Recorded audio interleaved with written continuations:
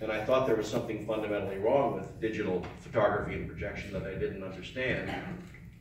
And so I called Texas Instruments, who were making the DLP chips for all the digital projectors, and found out that the chips in the projectors that they were shipping all over the world were running at 144 frames a second, all the time, every day. And people are putting 24 frame movies into 144 frame projectors. And say, what the hell is wrong with this? This means all the problems I had with ShowScan of needing new projectors were gone. And if I could just figure out how to put 1 frame per flash into the digital projector, I could get a whole higher frame rate.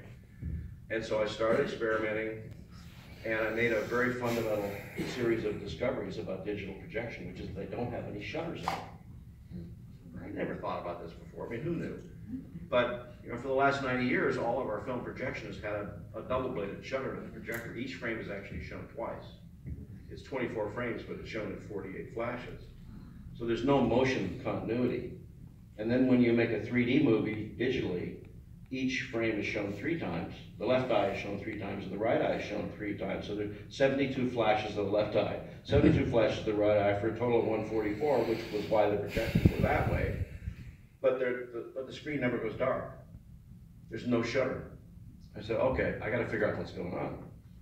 So I started realizing that everyone's shooting 3D movies with the left eye and the right eye shot simultaneously, but it's not being projected simultaneously. It's going to be projected sequentially through a single projector. So left, right, left, right, left, right.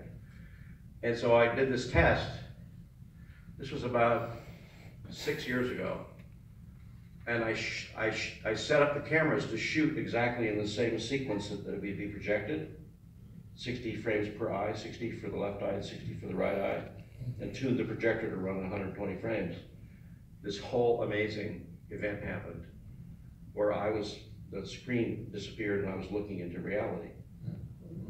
And so that's the big epiphany I had several years ago. I decided that I would put every ounce of my remaining years into this cockamamie idea, try to really bring something new to the movie industry, because it's already in place, actually. It's just that everybody has the habit of shooting at 24 frames. Right. Then I found out that those people who have tried to break that rule, like Peter Jackson, very bravely was frustrated by 24 frames and did the Hobbit trilogy at 48. Well, the problem, I said, well, what's going on? I tried to calculate it all out, and I did little drawings of the frames, so that each frame is still being shown twice. And so 48, which is alternating, which becomes 96. And it still looked like a mess, but it started looking like television. Everybody complained that it had this kind of soap opera look. And I said, well, what the hell is that all about? Because it's getting closer and closer to the frame rate of television. And I said, well, yeah, it looks like kind of a soap opera to me. But having been to ShowScan, I didn't resist it. I thought, well, this is cool. But I just made this fundamental realization that the shutter is the magic thing. And if you include the shutter in the digital process, it still looks like film.